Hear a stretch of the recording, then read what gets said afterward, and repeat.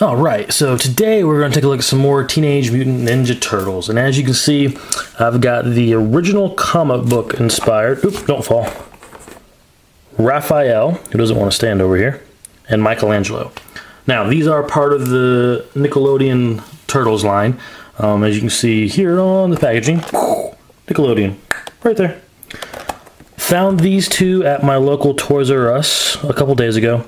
They did not have Donatello and Leonardo, to my disappointment. These are the only two they had. They didn't have any more, so I'll have to find Leo and Donnie some other time, but I grabbed these two guys. This is the first time I've had comic book inspired turtles in my collection. I missed out on the NECA figures, which I hate, but I'm not going to pay the price they're going for right now.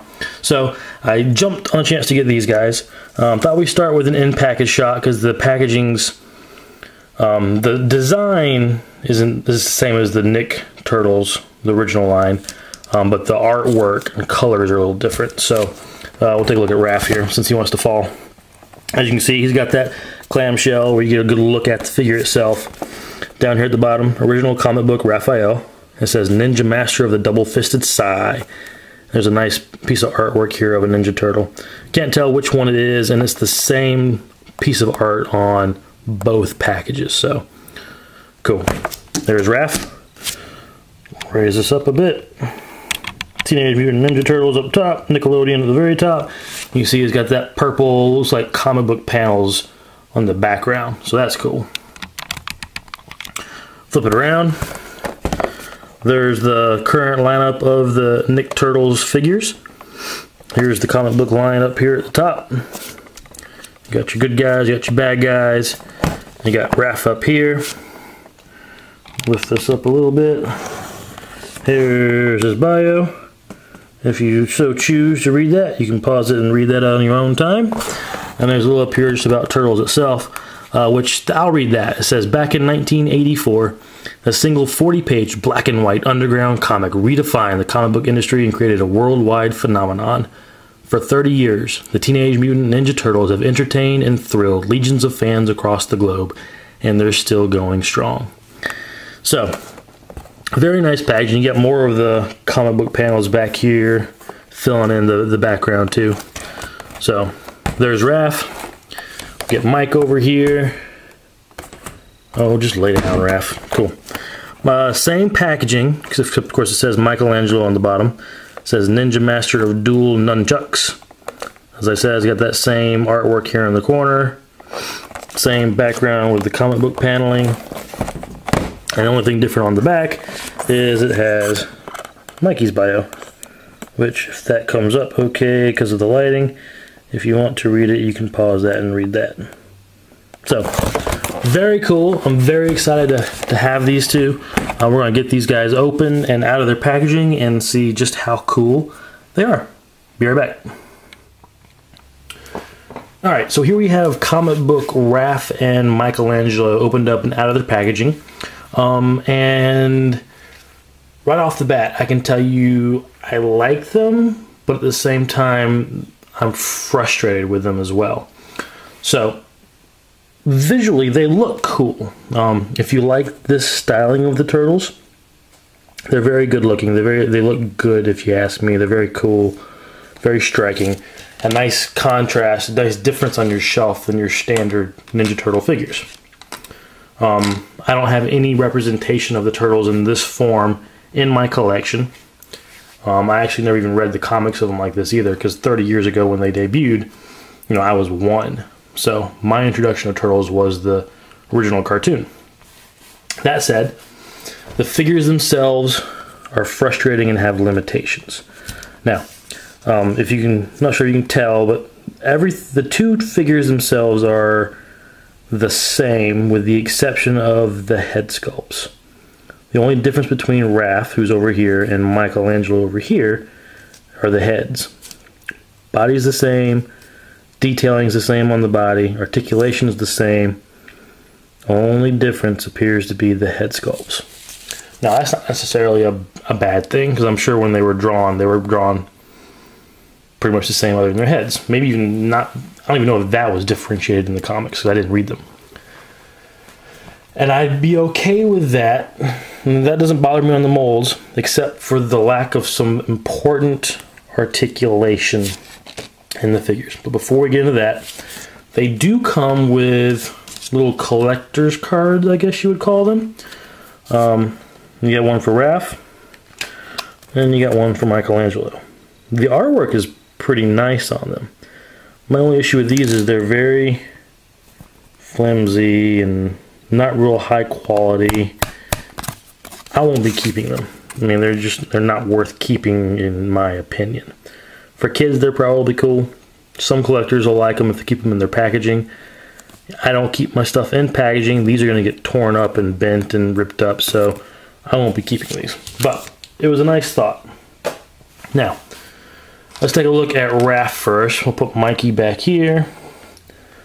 First, we'll look at Raph's size. They're nice. Their size. They're silver, gray really more than silver. Nice detailing on the handle. That's about it. They're very large. They look large in his hands, and we'll get to that in a second. But before we put him in his hands, let's take a closer look at Raph himself. Here's his head. You got lots of lining on the bodies and the head. I'm sure to replicate the penciling in the comic books probably, and the battle damage they may have had. That's cool. Red bandana, as they'll all have red bandanas in the comic book styling. Head looks good. Body looks good. You know, arms and legs look good. They do have big feet, which doesn't bother me. Helps them stand for sure. Got the belt. They do have tails too, which is funny if you ask me. Not used to my turtles having tails. Back, different shade of green for the shell. But again, now, articulation is where I have my issues with these guys. Head's okay. Head will look down, head will look up, head will rotate.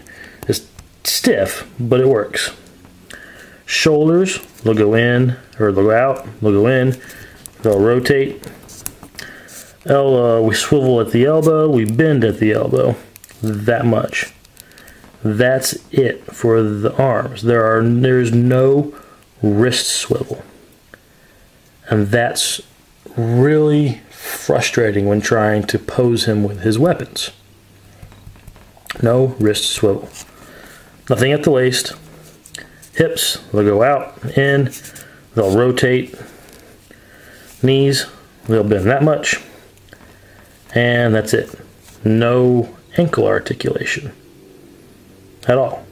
So again, not as big a deal in my opinion as the lack of a wrist swivel, but that still is frustrating given these are turtles. We're used to the limited articulation by now in the other figures from the Turtles line, the non-Turtles figures, but in the Turtles themselves have always had pretty good articulation. These guys are missing one very crucial piece, which is the wrist swivel in my opinion. And it would have been nice to have the extra ankle articulation, but I can forgive that. The lack of a wrist swivel, I can't forgive really. It's very frustrating. Now, his size will go right into his hands. Pop that one in there. Pop that one in there. And there you go. So now he's holding his size. But again, the only way, you can't do anything with them. I mean, you can rotate at the elbow and then bend the elbow, but now they're pointing that way because there's no wrist swivel. You can do this. I mean, it's just, yeah, it's very frustrating to me trying to pose them with their weapons. And there's no storage for weapons on these guys and their belts.